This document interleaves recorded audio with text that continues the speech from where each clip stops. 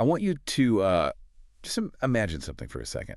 Picture yourself sitting inside this completely sealed, incredibly warm room, Oh, nice. right? And it is the absolute dead of winter outside. Right. Like, Yeah. let's say you're in one of those older apartments with, questionable heating, but today you finally got the radiator blasting. Mm-hmm. You're wrapped in a thick blanket, and you feel entirely protected from the elements. But then you walk over to the front door. Okay. The door fits the frame perfectly. It is Yes. entirely shut. And yet, from some microscopic, completely invisible crack in the seal, you feel this biting hurricane force wind shooting into the room, slicing right through the warmth. Ugh, yeah. I mean, it's a very visceral image. Anyone who has lived through a harsh winter knows that exact sensation. It's relentless, right? And it Ugh. feels like the air is, I don't know, actively attacking you. Yeah, and you can't even see the hole, but the consequence of it hitting your face is just Yeah. undeniable. Undeniable. And honestly, like a little infuriating. But understanding the actual physics of why that invisible wind is blowing is going to give you a completely new lens through which to view almost everything in your life. It really is. I mean, we're talking the mechanics of human behavior, the real reasons behind marital infidelity, shifting geopolitics, and even global ecological disasters. So welcome to this deep dive into our source material today. Thanks for having me. We're exploring this truly fascinating, deeply philosophical short essay written in December 2022 by Shuifeng. It's titled The Revelation of the Door Gap. It is such a remarkable piece of writing, mostly because of its sheer ambition.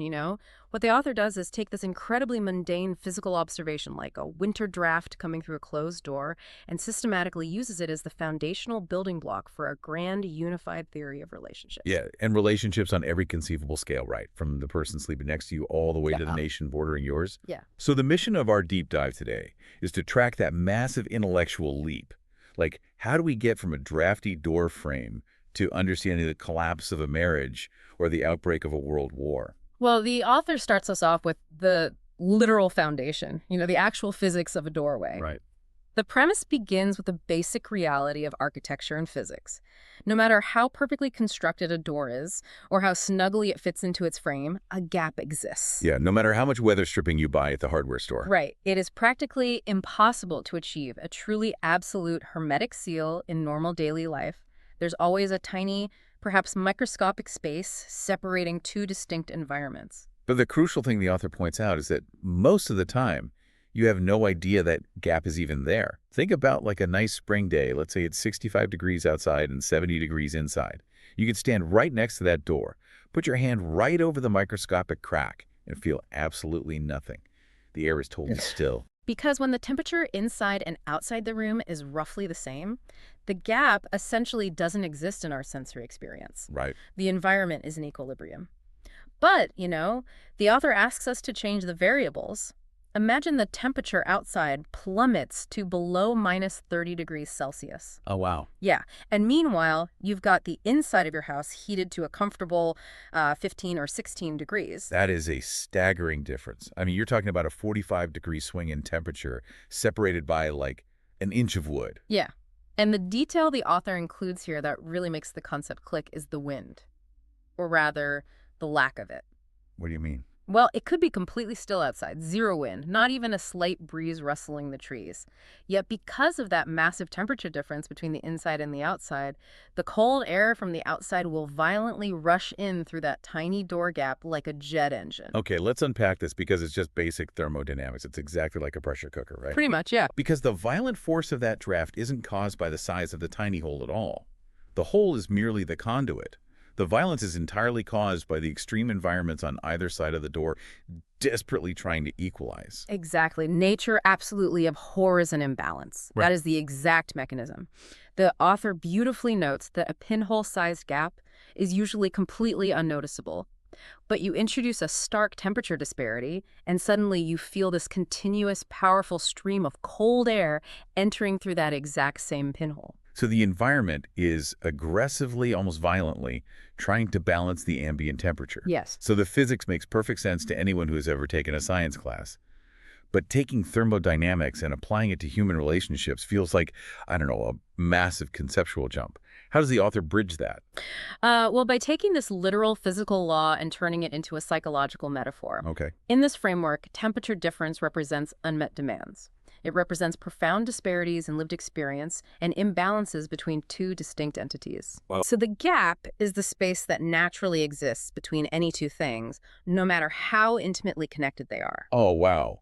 So if the laws of physics demand that severe temperature differences create violent drafts through microscopic gaps, the author is saying we have to apply this exact same physical law to the microscopic gaps between two human beings. Yes, exactly. Which brings us to the interpersonal scale, what we might call the microgaps. The author argues that even between two people who are incredibly intimate, a gap always exists. Because you can never merge two human beings perfectly. Right. There's always a boundary of self. And just like the door on a mild spring day, when the conditions between those two people are balanced, you don't feel the boundary. You feel totally connected. But let me guess, when the temperatures change. Yeah. When two people have significant burning demands that cannot be satisfied by the other person, a psychological temperature difference is created. And just like that winter wind, cold air forces its way in through that relationship gap. Wait, the text actually points to this as the fundamental underlying reason why betrayals and extramarital affairs happen, which is honestly a really bold claim to make. It is very bold. The author says that when this relational temperature difference spikes when needs, life stages, or demands are vastly mismatched, the cold air rushes in to equalize the pressure. Yeah, the author writes that when the temperature difference between friends is small, they can support each other through thick and thin. They share a climate, so to speak. Mm-hmm. But once that temperature difference increases, maybe through vastly different life circumstances, unshared values, or sudden shifts in fortune betrayal, or at least a deep fracture becomes inevitable. Because the psychological pressure has to go somewhere. Exactly. The essay gets incredibly specific about marriages here, actually. Right. The author argues that if a husband and wife have similar abilities and similar incomes, the relationship is generally stable. The internal temperatures match. But if one party's ability and income suddenly far exceed the other's, the relationship develops significant gaps. And divorce can happen at any time when the conditions are ripe. Okay, wait. I have to push back on this a little bit. I thought you might. Because, it sounds wildly cynical. Is the author genuinely saying that getting a big promotion at work or finding sudden success inherently dooms a marriage? Whoa. Isn't human connection a bit more complex than just a balance sheet of income and ability? Like, if my partner becomes a CEO tomorrow, am I just supposed to sit around waiting for the inevitable infidelity because our temperatures don't match anymore? No. So to analyze the text impartially, we have to look at what the author is actually signaling here. Yeah. It seems Zuofeng is using income and ability as a tangible proxy for the broader, more complex concept of relational temperature. Proxy. Yeah, it's not literally just about the numbers in a bank account. It's about a sudden, completely unmanaged disparity in lived reality. What do you mean by unmanaged disparity? Well, think about the psychological mechanisms at play. If one person's world rapidly expands in scope, power, stress, and resources, and the other person's world remains completely static, their daily realities are now operating at vastly different temperatures. Ah, I see. The CEO partner is living in a high-pressure, fast-paced climate, while the other partner is in a completely different atmospheric zone. Oh, right. It's like when your friend suddenly gets really into ultramarathons and starts waking up at 4 a.m. to run 30 miles, and your only hobby is watching Netflix on the couch. Exactly. Suddenly, the entire climate of the friendship is totally out of whack. You have nothing to talk about, the expectations shift, and resentment starts to build up like air pressure against a sealed window. That is a perfect analogy. The resentment, the unspoken expectations, the feeling of being misunderstood, that is the cold air rushing in. The author is asserting a universal rule. Harmony prevails when a balance of temperature is maintained. Meaning it requires constant recalibration. Yes. So it's not that success dooms the marriage. It's the shock to the system. It's turning the heater up to 90 degrees on one side of the room while the other side is freezing, and somehow expecting the air in the middle to just stay completely still. Precisely. If the couple doesn't actively work to manage that new temperature difference, maybe by bringing the other partner into that new world or finding new ways to equalize their mutual dependence, the gap turns into a wind tunnel. Right, because the structure fractures, because the pressure gradient demands equalization. And, the broader implication here is staggering when you move beyond a single household. Oh, for sure. If an unmanaged disparity can tear apart two people sharing a living room, the terrifying question is, What happens when that exact same disparity hits two neighboring superpowers sharing a border? Which takes us straight to the geopolitical stage of this essay. The author posits that the exact same thermodynamics governing a drafty door in winter and the resentment governing a divorce also govern the formation of world alliances, Cold Wars, and Hot Wars. Yeah. The text maps this out on a global scale, grouping certain countries together based on their internal and external temperatures. And just as a quick caveat for you listening before we get into who is in what bucket, Yeah. we need to be super clear here. We are strictly analyzing Xue Feng's framework today. Right. We are not taking a side. We aren't endorsing his specific worldview or validating this as the definitive map of geopolitics.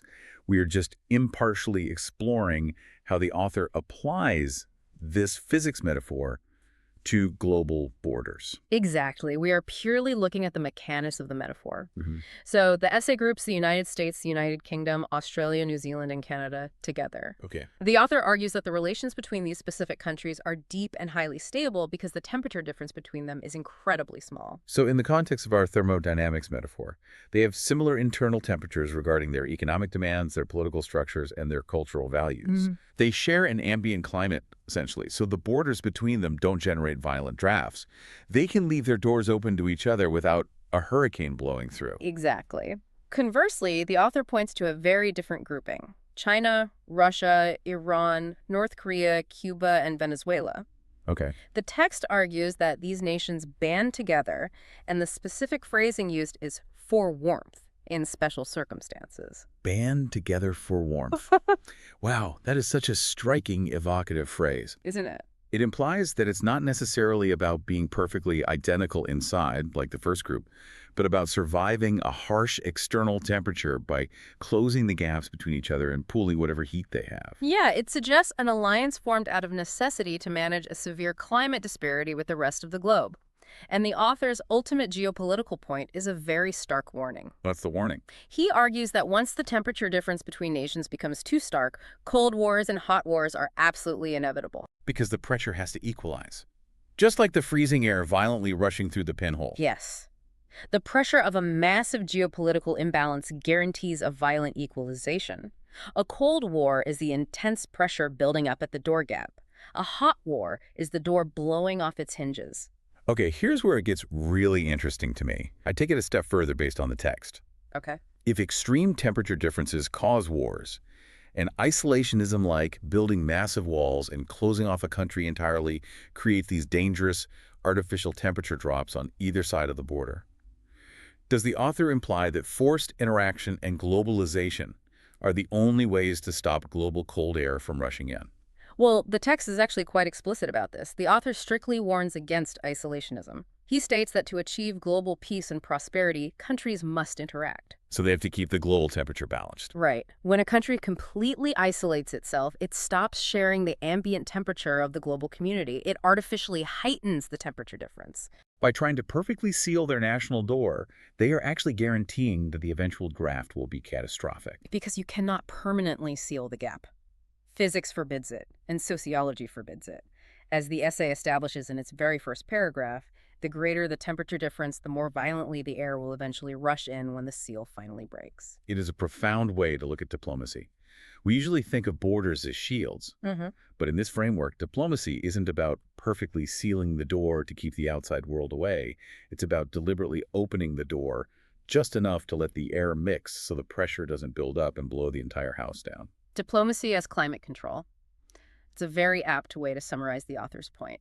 Constant interaction, trade, cultural exchange, even low-level friction. These are the ways nations keep their temperatures relatively balanced, preventing the violent, sudden equalization of a world war. Wow. But, the author doesn't stop at geopolitics. Geopolitics is still just humans interacting with humans. The essay scales up one final time to the ultimate macro gap. The ultimate imbalance. Humanity versus the physical house we all live in. Humanity versus nature. Exactly. The final scale of the theory applies the door gap metaphor to our entire species and the natural world itself. The author claims that there is a strict mathematical limit to human exploitation of nature. Meaning nature has a certain capacity to bear our demands, a certain baseline temperature it can maintain. Right. And the essay states that if human exploitation surpasses this limit, It causes the ultimate temperature difference to snap. Oh, man.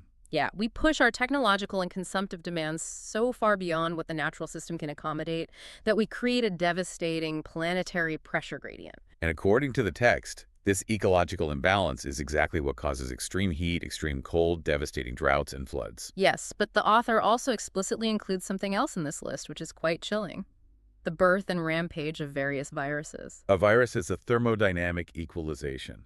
That is wild.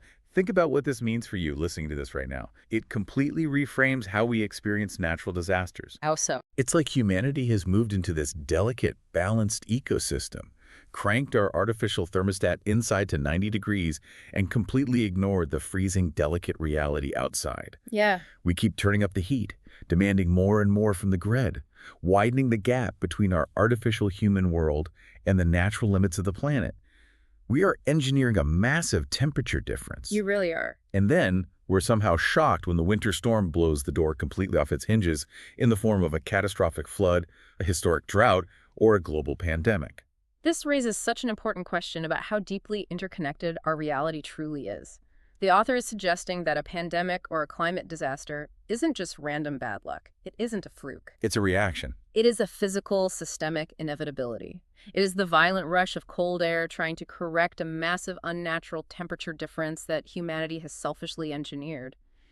Nature is simply trying to cool down an engine that is running entirely too hot. It's the universe forcing an equalization. It has no morality attached to it. It's just the physics of the system reasserting itself. The author's ultimate synthesis is stunning in its scope when you view it all laid out like this. It really is. The conclusion is that across all relationships between nations, between individuals in a marriage, and between humanity and nature, the greater the temperature difference, the greater the destructive power of the resulting equalization. It is an elegant, sweeping argument. To quickly summarize the journey this source material just took us on, because, wow, we covered a massive amount of ground today. We really did. A physical temperature difference forces a winter draft through your front door. An interpersonal temperature difference, like a massive disparity in lived reality or unmet needs, forces resentment, betrayal, and divorce. A national temperature difference, exacerbated by the artificial pressure of isolationism, forces cold and hot wars. And an ecological temperature difference, driven by sheer overexploitation, forces natural disasters and pandemics. It all stems from the exact same fundamental law of imbalance. You cannot cheat the pressure gradient. The universe will not allow it, no matter what scale you are operating on. It's a lot to process, but it completely changes how you look at everyday conflict. It makes you realize that the conflict itself isn't the disease. The conflict is just the symptom of a temperature difference that was ignored for far too long. Which is why the author stresses that the only path to genuine harmony, whether you are navigating a rocky marriage or negotiating global climate policy, is actively maintaining a balance. You have to monitor the temperature. Right. Which leaves us with a final, unmentioned thought for you to chew on today as you go about your week. Oh, let's hear it. If this author is right, and every single relationship in your life naturally have a tiny, microscopic pinhole gap separating you from the other person, maybe the goal isn't to frantically try and seal the door completely. Right, because perfect sealing is utterly impossible. Exactly, and trying to isolate yourself only makes the eventual draft more violent. So maybe the real work, the actual secret to harmony that Shuofeng is pointing toward, is looking at the thermostat on your street of the room and asking yourself, what can I do to match the temperature of the people on the other side? It's a very different approach to navigating the world. Instead of frantically fortifying your boundaries to keep the cold out, you actively manage your climate so the cold never wants to rush in to begin with. Manage the climate. I love that. Well, thank you for joining us for this deep dive. The world is absolutely full of fascinating connections, hidden in plain sight if you just know where to look, even in something as frustratingly simple as a drafty door in the dead of winter. Stay curious, take a look at your own thermostat today, and we will catch you next time.